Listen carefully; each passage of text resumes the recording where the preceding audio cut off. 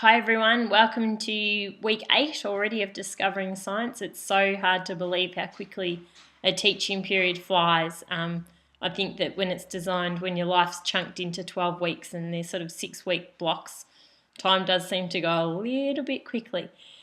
Last week the activity was in relations to would a teacher need to know what would a teacher need to know in order to assist students in regards to the content descriptors, etc. And I actually was sort of thinking along the lines that one of the things that I do as a teacher to prepare the children is to make sure I have the entry points of all the children, so that way I can actually think about what knowledge are these children already bringing to the table, and then how can I extend those learners.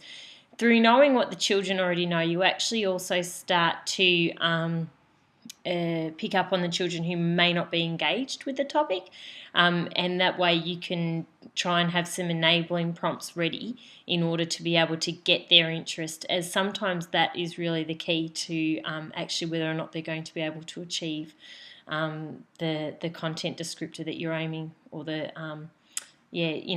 sort of important to know where the children are entering from. This week you've got ABC Splash, which is a great resource for schools, and the activity sort of mentions that you need to do a diagram and pop that up on the discussion board. I know that sometimes using all those sorts of parts of the technology can be the challenge for people, so feel free, if you don't have time to do that, or you're not quite right with the technology and scanning and taking photos of your diagram, then feel free just to pop a reply of any description on the board in regards to that the clip that you watched from ABC Splash.